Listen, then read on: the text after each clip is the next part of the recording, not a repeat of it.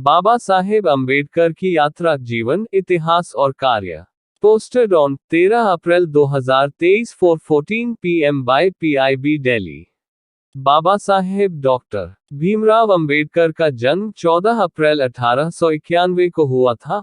वह अपने माता पिता की 14वीं और अंतिम संतान थे। डॉक्टर बाबा साहेब अम्बेडकर के पिता सूबेदार रामजी मालजी सकपाल थे। वह ब्रिटिश सेना में सूबेदार थे। बाबा साहेब के पिता संत कबीर दास के अनुयायी थे और एक शिक्षित व्यक्ति थे। डॉक्टर भीमराव रामजी अंबेडकर लगभग 2 वर्ष के थे जब उनके पिता नौकरी से सेवानिवृत्त हो गए थे। जब वह केवल 6 वर्ष के थे तब उसकी मां का निधन हो गया था। बाबा साहेब ने अपनी प्रारंभिक शिक्षा मुंबई में प्राप्त की। अपने स्कूली दिनों में ही उन्हें इस बात से गहरा सदमा लगा कि भारत में अछूत होना क्या होता है। डॉक्टर अंबेडकर अपनी स्कूली शिक्षा सतारा में ही कर रहे थे। दुर्भाग्यवश डॉक्टर अंबेडकर की मां की मौत हो गई। उनकी चाची ने उनकी देखभाल की। बाद में वह मुंबई चले गए। अपनी स्कूली शिक्षा के दौरान वह अस्पृश्यता के अभिशाप से पीड़ित हुए। 1907 में मैट्रिक की परीक्षा पास होने के बाद उनकी शादी एक बाजार के खुले छप्पड़ के नीचे हुई। डॉक्टर अंबेडकर ने अपनी स्नातक की पढ़ाई एल्फिंस्टन कॉलेज, बॉम्बे से की, जिसके लिए उन्हें बड़ौदा के महामहिम सयाजीराव गायकवाड़ से छात्रवृत्ति प्राप्त हुई थी। स्नातक पूरी करने के बाद अनुबंध के अनुसार उन्हें बड़ौदा संस्थान में शामिल होना पड़ा।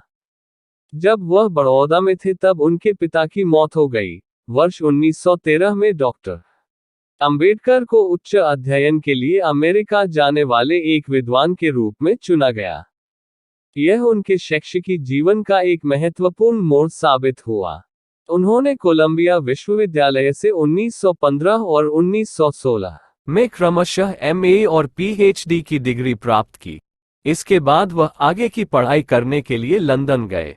वह ग्रेज इन में वकालत के लिए भर्ती हुए और उन्हें London school of economics and political science में DSc की तैयारी करने की भी अनुमति प्राप्त हुई, लेकिन उन्हें बड़ौदा के दीवान ने भारत वापस बुला लिया।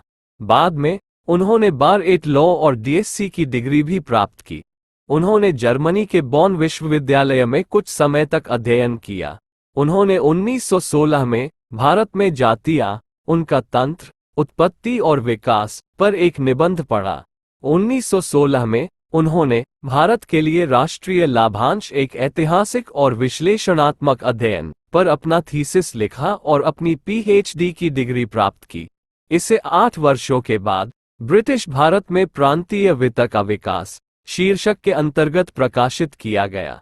इस उच्चतम डिग्री को प्राप्त करने के बाद बाबा साहेब भारत वापस लौट आए और उन्हें बड़ौदा के महाराजा ने अपना सैन्य सचिव नियुक्त किया, जिससे कि उन्हें लंबे समय में वित्त मंत्री के रूप में तैयार किया जा सके। बाबा साहेब सितंबर 1917 में शहर वापस लौट आए क्योंकि उनका छात्रवृत्ति कार्यकाल समाप्त हो गया और वह सेवा में शामिल हो गए। लेकिन नवंबर 1917 तक शहर में कुछ दिनों तक रहने के बाद वह मुंबई के लिए रवाना हो गए। अस्पृश्यता के कारण उनके साथ हो रहे दुर्व्यवहार के कारण वह सेवा छोड़ने के लिए मजबूर हो गए। डॉक्टर अंबेडकर मुंबई लौट आए और राजनीतिक अर्थव्यवस्था के प्रोफेसर के रूप में सिडेनहम कॉलेज में पढ़ाने लगे। जैसा कि वह अच्छी तरह पढ़ाते थे, वह छात्रों में बहुत लोकप्रिय हो गए। लेकिन उन्होंने लंदन में अपनी कानून और अर्थशास्त्र की पढ़ाई फिर से शुरू करने के लिए अपने पद से इस्तीफा दे दिया। कोल्हापुर के महाराजा ने उन्हें वित्तीय सहायता प्रदान की। 1921 में उन्होंने अपनी थीसिस लिखी, ब्रिटिश भारत में इंपीरियल फाइनेंस का प्रांतीय विकेंद्रीकरण, और लंदन विश्वविद्यालय से अपनी MSc की डिग्री प्राप्त की। फिर उन्होंने जर्मनी के बॉन विश्वविद्यालय में कुछ समय गुजारा।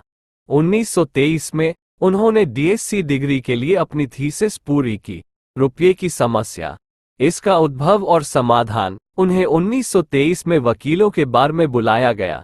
1924 में इंग्लैंड से वापस लौटने के बाद उन्होंने दलित लोगों के कल्याण के लिए एक एसोसिएशन की शुरुआत की, जिसमें सर चिमनलाल सीतलवाड़ अध्यक्ष और डॉक्टर अंबेडकर चेयरमैन थे।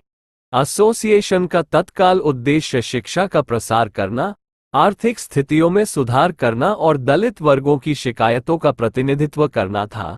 उन्होंने नए सुधार को ध्यान में रखते हुए दलित वर्गों की समस्याओं को संबोधित करने के लिए 3 अप्रैल 1927 को बहिष्कृत भारत समाचार पत्र की शुरुआत की।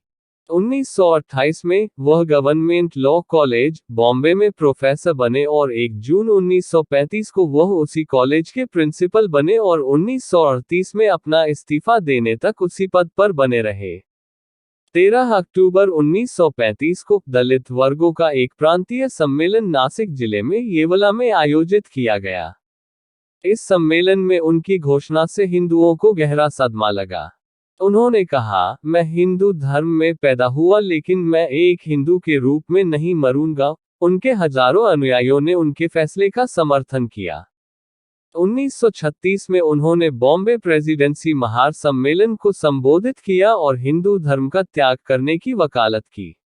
15 अगस्त 1936 को उन्होंने दलित वर्गों के हितों की रक्षा करने के लिए स्वतंत्र लेबर पार्टी का गठन किया, जिसमें ज्यादातर श्रमिक वर्ग के लोग शामिल थे। 1938 में कांग्रेस ने अछूतों के नाम में बदलाव करने वाला एक विधेयक प्रस्तुत किया। डॉ. अंबेडकर ने इसकी आलोचना की। उनका दृष्टिकोण था कि नाम बदलने से समस्या का समाधान नहीं हो सकता है। 1942 में वह भारत के गवर्नर जनरल की कार्यकारी परिषद में एक श्रम सदस्य के रूप में नियुक्त हुए। 1946 में उन्हें बंगाल से संविधान सभा के लिए चुना गया। उसी समय उन्होंने अपनी पुस्तक प्रकाशित की, शूद्र कौन थे। आजादी के बाद 1947 में उन्हें देश के प्रथम प्रधानमंत्री श्री जवाहरलाल नेहरू के पहले मंत्रिमंडल में कानून एवं न्याय मंत्री के रूप में नियुक्त किया गया। लेकिन 1951 में उन्होंने कश्मीर मुद्दे, भारत की विदेश नीति और हिंदू कोड बिल के प्रति प्रधानमंत्री नेहरू की नीति पर अपना मतभेद प्रकट करते हुए मंत्री पद से इस्तीफा दे दिया। 1952 में कोलंबिया विश्वविद्यालय ने भारत के संविधान का मसौदे तैयार करने में उनके योगदान को मान्यता प्रदान करने के लिए उन्हें LL.D. की डिग्री प्रदान की।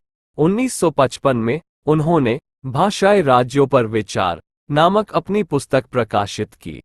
Doctor B.R. अंबेडकर को उस्मानिया विश्वविद्यालय ने 12 जनवरी 1953 को डॉक्टरेट की उपाधि सम्मानित किया।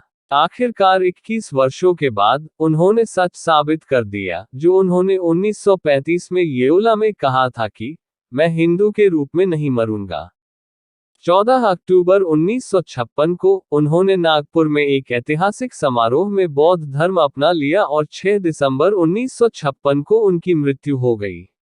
डॉक्टर बाबा साहेब अंबेडकर को 1954 में नेपाल के काठमांडू में जागतिक बौद्ध धर्म परिषद में बौद्ध भिक्षुओं द्वारा बोधिसत्व की उपाधि से सम्मानित किया गया।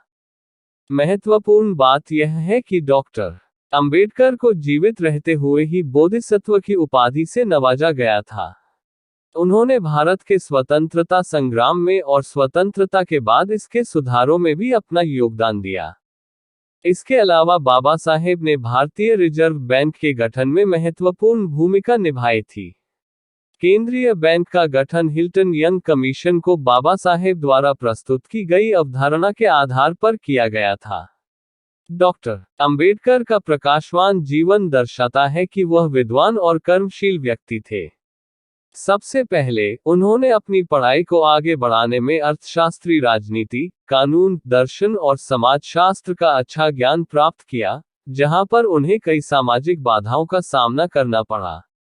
लेकिन उन्होंने अपना सारा जीवन पढ़ने और ज्ञान प्राप्त करने और पुस्तकालयों में नहीं बिताया।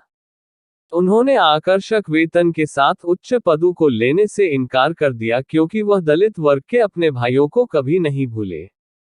उन्होंने अपना जीवन समानता, भाईचारे और मानवता के लिए समर्पित किया। उन्होंने दलित वर्गों के उत्थान के लिए पुरजोर कोशिश की। डॉक्टर भीमराव के जीवन के इतिहास से गुजरने के बाद उनके मुख्य योगदान और उनकी प्रासंगिकता का अध्ययन और विश्लेषण करना बहुत आवश्यक और उचित है। एक विचार के अनुसार 3 बिंदु हैं जो आज भी बहुत महत्वपूर्ण है। आज भी भारतीय अर्थव्यवस्था और भारतीय समाज कई आर्थिक और सामाजिक समस्याओं का सामना कर रहा है। डॉक्टर अंबेडकर के विचार और कार्य इन समस्याओं का समाधान करने में हमारा मार्गदर्शन कर सकते हैं। डॉक्टर भीमराव अंबेडकर की पुण्यतिथि को पूरे देश में महापरिनिर्वाण दिवस के रूप में मनाया जाता है।